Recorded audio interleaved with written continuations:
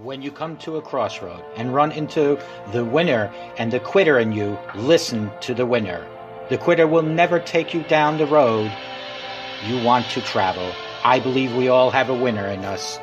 There is a winner inside of you. Sometimes we just have been around negativity for way too long, developed the mindset of a winner. The truth is, most people give up on their dream. Most people give up on their dream to live the average lifestyle. But it really doesn't matter what most people do. What do you do? Because you are different. You will never give up on your dream. You will never not listen to the average. You will always listen to the winner in you.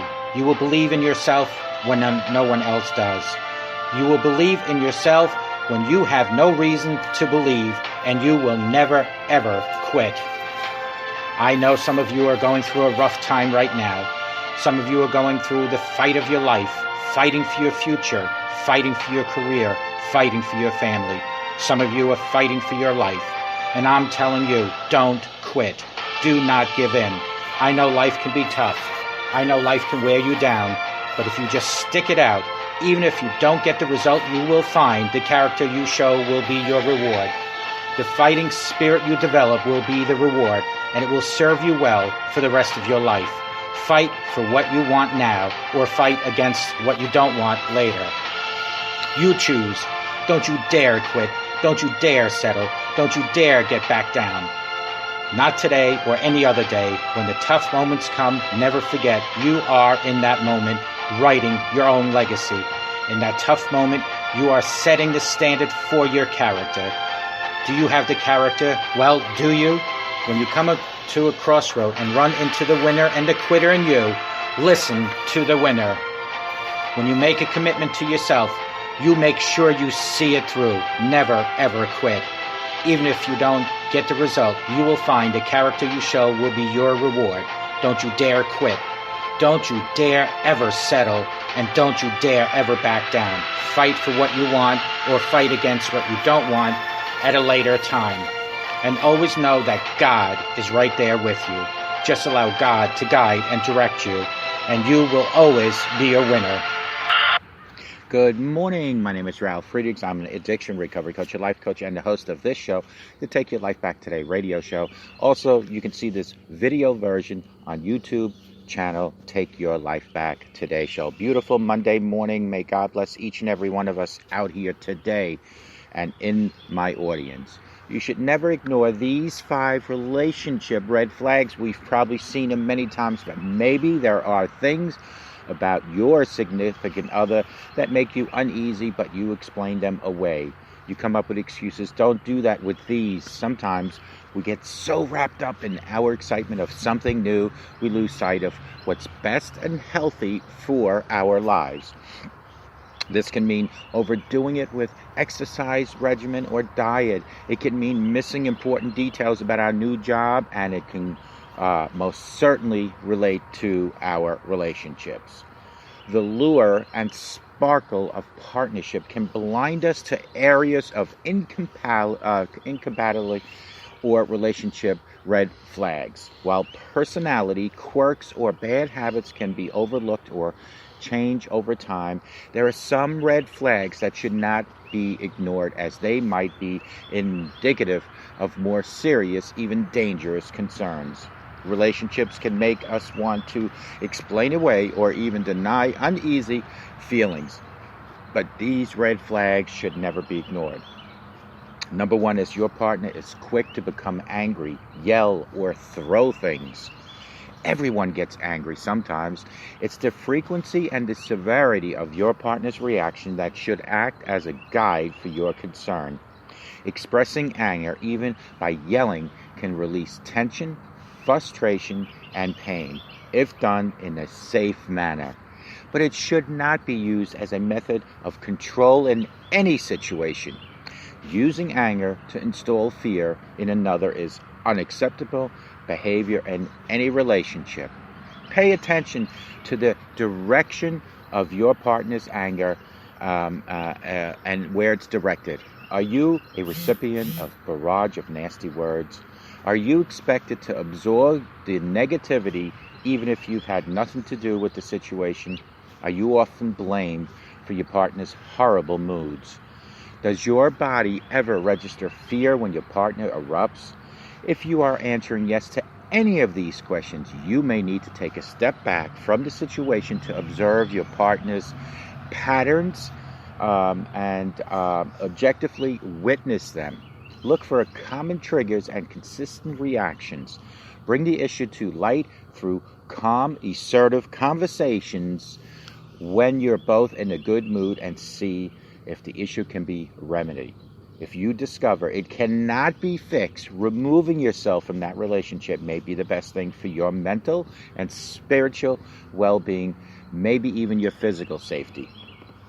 Number 2, your partner shows signs of secretive behaviors or excessive lying. This is a fact. You cannot have a healthy relationship without honesty. This is a non-negotiable component of the strong partnership. If your partner seems as if they're up to no good, they very well might be up to no good. If your partner seems to keep you compartmentalized from certain areas of their life, this might be a red flag for dishonesty. Similarly, on a regular basis, your partner refuses to discuss other aspects of their day, keeping details of their whereabouts or activities from you. This could be an indication of a greater problem. If they are unwilling to share even the most benign details of their life with you, how are you to connect on a more intimate level? Not to mention what exactly are they hiding? Now, there's a difference between being a private person and being a secretive person. Perhaps your partner likes to have an hour or two of quiet after work, maybe texts going, or maybe they don't like to have it late at night. These might be signs of a person who, sets standards to have time alone, like I like to have time alone to read the Bible. Number 3, your partner shows drastic, sudden changes in their behavior and their mood. Maybe you found a relationship that worked in all right ways. The two of you are compatible, have a strong network of friends, have great intimacy, and genuinely enjoy each other's companies. Life and love is good. If all this feels goodness seems to vaporize overnight, you have a red flag. There are 100 reasons your partner's personality can shift, even dramatically. Before diving into the bottomless pool of worst-case scenarios, decide if an event has flipped their world upside down. Did your partner lose a job recently? Is there an illness in the family or a sudden tragic event that may have spun their insides into a knot of stress? Trauma in any form can do crazy things to our sense of well-being. So it's best to tread lightly where you figure out the source. If all the not-so-horrific scenarios are ruled out, listen to your gut. It's indefinitely a possibility. Are there other warning signs of unfaithfulness, maybe with sudden changes in their moods? Again, shift in mood can mean many things, but they are undoubtedly a red flag for a bigger problem. Number 4 this morning, my friends, your partner shows signs of extreme possessive behavior. I see this. I recently saw it. There is such a thing as taking a healthy interest in your partner's life.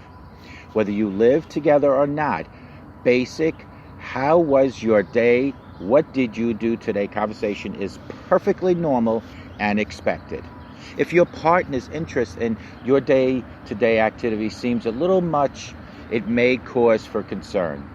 Some of the earliest red flags of an abusive relationships begin with seemingly harmless questions.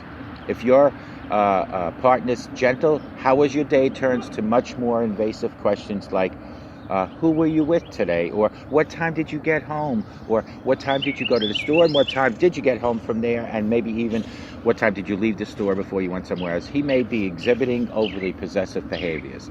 If these types of interactions are coupled with overcommitment to knowing your whereabouts, they check up on you at work, arrives unannounced to wherever you might be, or calls or texts excessively, guilts you into staying home, isolates you from friends or family, you may be putting yourself in a dangerous situation and should reach out to a trusted friend or family member, anyone that you feel safe with, and let them know that you might be in jeopardy. You might also want to get in hold of Victims Resource Center. Last but not least, number 5, your partner doesn't say, "I'm sorry."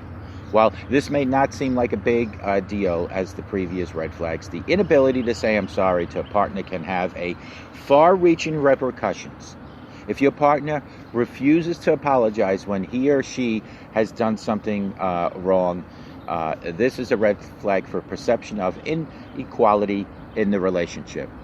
This inequality can be interpreted 2 ways. Sorry about the train coming in the background. However, your task will be to uncover why before you can address the issue. In the first scenario, an inability to say "I'm sorry" can be a way for your partner to project dominance or superiority in your relationship. When faced with a problem, your partner will unload responsibility to anyone other than him or herself. They'll talk around the issue instead of addressing the issue in a direct manner. They storm off to avoid confrontation only to return later as if nothing happened. These are all red flags, my friends, and by accepting this behavior, you send a message that this is acceptable, that you don't deserve honesty, that you don't deserve to have a partner that is equal to you in a partnership. In the second scenario, I speak from experience there. There are times when technology has deep, nasty roots of inaccuracy. Apologetics are an admission of guilt, which is essentially saying, "I'm not perfect." None of us are perfect. It's true, but to expose yourself in such a way with the one you love leaves you open to criticism, rejection. It wasn't until an ex has brought my conspicuously absent apologies to my attention that I even recognized the problem. After many, many conversations and a whole lot of practice, I've learned to apologize when I'm wrong, even when it hurts like hell. The people that know me know that I'm very transparent, very open about myself, and that is the change. Call me at 844-405-HELP. Together, you and I, we can help each other take our lives back. Be good to yourselves, and always, always, always be good to each other. A simple smile to the neighbors around you can change their life. It can help you change your life. Always remember that red flags have meaning. If you see these red flags in your relationship, it's time to move on. Don't be a victim of an abusive relationship, whether it's physically, whether it's mentally, or whether it is spiritually. Take good care, and we will talk to each and every one of you. Have a blessed day. Goodbye.